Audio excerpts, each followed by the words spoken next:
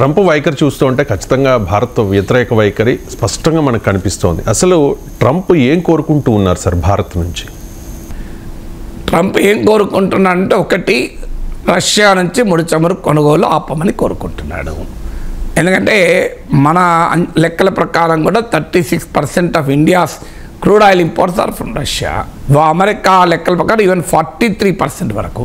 But ఏదైనా around 40% of Indian crude oil imports are from Russia. Russia నుంచి మొత్తం ముడి చమురు కొనుగోలు ఆపాలి. ఆపితే మరి అమెరికాకి ఏం లాభమో నాకు అర్థం కాదు.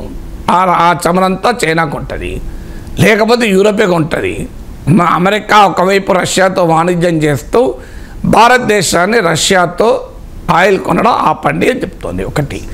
రెండు, పోనీ దానికి ఒప్పుకుందాం అనుకుందాం, ఏదో గొడవ ఎందుకు, పోనీ దీనికి ఒక్కదానికి ఒప్పుకుందామని.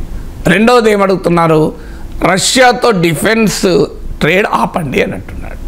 గతంలో మనం S-400 కొన్నప్పుడు కూడా బైడెన్ ప్రభుత్వం కూడా కార్సా చట్టం కింద countering American adversaries through sanctions act కింద భారత్ పైన ఆంక్షలు విధిస్తామని బెదిరించింది కూడా.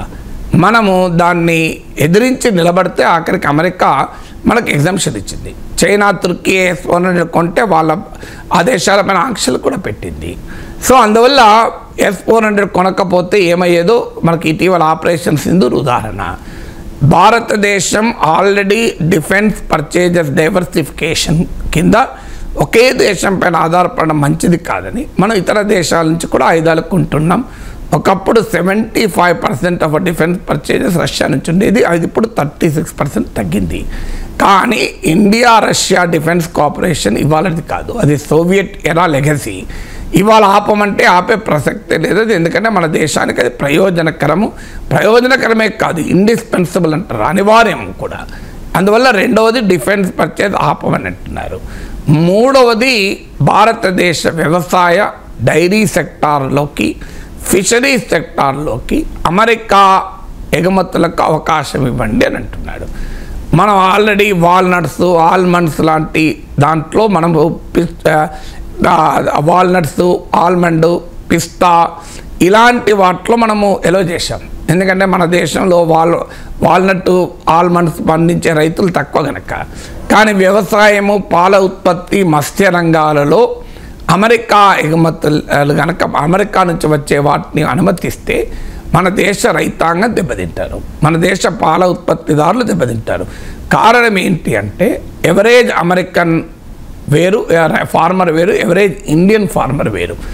ఎవరేజ్ అమెరికన్ మిల్క్ ప్రొడ్యూసర్ వేరు, ఎవరేజ్ ఇండియన్ మిల్క్ ప్రొడ్యూసర్ వేరు. ఉదాహరణకు సగటున భారతదేశంలో ఒక పాల రైతుకు, పాల ఉత్పత్తిదారుడికి 2-3 పశువులు కానీ ఎక్కువ మిల్క్ ఇచ్చే ఎనిమల్స్, అది బర్రెలు కానీ ఆవులు కానీ. మీకు అమెరికాలో ఎవరేజ్న ఒక మిల్క్ ప్రొడ్యూసర్కు 337 మిల్క్ ఎనిమల్స్ ఉంటాయి, పాలిచ్చే పశువులు ఉంటాయి. మరి ఎక్కడ పోటీ పడతాం? మా బక్క చిక్కిన రైతులు ఎలా పొడపడగలుగుతారు? సో ప్రాక్టికల్గా అది సాధ్యమవుతుందా? అందువల్ల మేము భారతదేశంలోని ఇవాళ మన ఉదాహరణ చెప్పాము, అమెరికా ఒత్తిడి మేరకు కాటన్ విషయంలో ఆగస్టు 18న 11% ఎక్స్పోర్ట్ డ్యూటీని సస్పెండ్ చేసింది మోడీ ప్రభుత్వం సెప్టెంబర్ 30 వరకు. ఇది ఆల్రెడీ పత్తి రైతులకు ఒక ప్రమాదకరంగా పరిణమించబోతోంది. ఇలా అన్ని రకాల ఉత్పత్తులు, ఈవెన్ ప్యాడీలోకి కూడా అమెరికన్ ప్రొడక్ట్స్ని ఎలో చేయమని. ఎందుకంటే జపాన్, సౌత్ కొరియాలు అదే చేశారు. జపాన్, సౌత్ కొరియా కూడా మనలాగే రైస్ మార్కెట్లోకి విదేశీయులను ఎలో చేయలేదు. కానీ ఇప్పుడు ఒప్పుకున్నారు. చాలా ఏళ్ళ తర్వాత జపాన్ అమెరికన్ రైస్ ఇంపోర్ట్స్ 75% పెంచింది. అలాగే ఇండియా కూడా అమెరికా వ్యవసాయ ఉత్పత్తులకు ఎంటర్ కానివ్వాలని. అదే జరిగితే భారతదేశంలో రైతులు, పాల ఉత్పత్తిదారులు దెబ్బతింటే దేశంలో మామూలుగా ఉండదు పరిస్థితి. ఇది మూడవది అమెరికా అడుగుతున్నది. నాలుగవది, అమెరికా నుంచి అవసరం ఉన్నా లేకపోయినా ఆయుధాలు కొనమంటోంది. ఎందుకంటే పాకిస్తాన్ అలాగే కొంటోంది కనుక.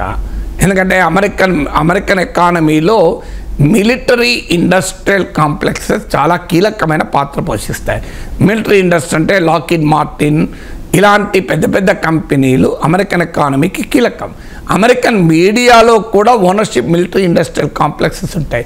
నామ్ చామ్స్కీ లాంటి మేధావులు చాలా వివరంగా కూడా బెన్ బ్యాడ్కియాన్ అని అతను మీడియా మోనోపోలీ అనే పుస్తకమే రాశారు. అది లేటెస్ట్ ఎడిషన్ కూడా మార్కెట్లో ఉంది.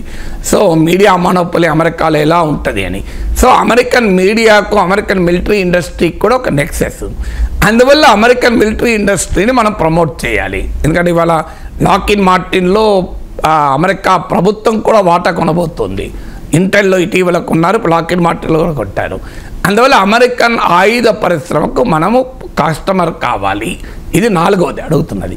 పాకిస్తాన్ లాగా మనం కూడా కస్టమర్ కావాలి. ఎందుకంటే ఈ మధ్య అసీం మునీర్ వెళ్ళాడు, పాకిస్తాన్ ఎయిర్ ఫోర్స్ చీఫ్ వెళ్ళాడు. పాకిస్తాన్ అమెరికా నుంచి ఆయుధాలు కొనడానికి పాకిస్తాన్ ముందుకు వచ్చింది. So America wants India to be the big customer. మన దేశ రక్షణకు అవసరం ఉన్నా లేకపోయినా, పనికి వచ్చినా పనికి రాకపోయినా మనం కొనాలి. అది అమెరికా కోరుకుంటున్న 4వ అంశం. 5వది అమెరికన్ శత్రువుల్ని మనం శత్రువులుగా చూడాలి, అమెరికా మిత్రుల్ని మనం మిత్రులుగా చూడాలి. అంటే మనకు స్వతంత్ర విదేశాంగ విధానం ఉండకూడదు, స్వతంత్ర వ్యూహాత్మక రణనీతి స్ట్రాటజిక్ అటానమీ ఉండకూడదు. అందువల్ల మనము అమెరికా మిత్రులైతే మనకు మిత్రులు, అమెరికా శత్రువులైతే మనకు శత్రువులు. అందుకొరకు అమెరికాలో చట్టం కూడా ఉంది, countering American adversaries through sanctions act అని, కార్సా చట్టం కింద. ఇందులో భాగంగానే మనము గతంలో తలవంచాం కూడా. మన మోడీ ప్రభుత్వమే రాజీ పడింది. ఇరాన్ నుంచి వెనజులా నుంచి ఆయిల్ దిగుమతులు ఆపేసింది అమెరికా ఒత్తిడి మేరకు. సో ఇరాన్ గురించి మీరు మాకు చెప్పినట్టున్నారు, వెనజులా విషయంలో చెప్పినట్టున్నారు, అన్ని విషయాల్లో మేము చెప్పినట్టేనండి. చైనా విషయంలో మనం వెళ్ళి మనకు కూడా చైనాకు ఇండియాకు బార్డర్ డిస్ప్యూట్స్ ఉన్నాయి కనుక క్వాడ్లో చేరాం. సో ఇన్ని విషయాల్లో విన్నారు కదా, మరి అన్ని విషయాలు రష్యాతో కూడా వినండి అంటున్నారు. అక్కడ మనం వినమనే వరకు పంచాయతీ. అందువల్ల మన ఈ ఇండిపెండెంట్ ఫారిన్ పాలసీ వదులుకోవాలి, మన వ్యూహాత్మక రణనీతి వదులుకోవాలి. ఇది అమెరికా కోరుతున్న 5వది. సో ఇలా భారతదేశం ట్రంప్ పాలసీస్తో కంప్లీట్గా అలైన్ అయి ఉండాలి. America will not seek equal partners. America యూరోప్నే ఇవాళ ఈక్వల్ పార్ట్నర్గా చూడలేదు. జేడీ వ్యాన్స్ యూరోప్కి వెళ్ళి యూరోప్నే అవమానిస్తూ మాట్లాడుతున్నాడు.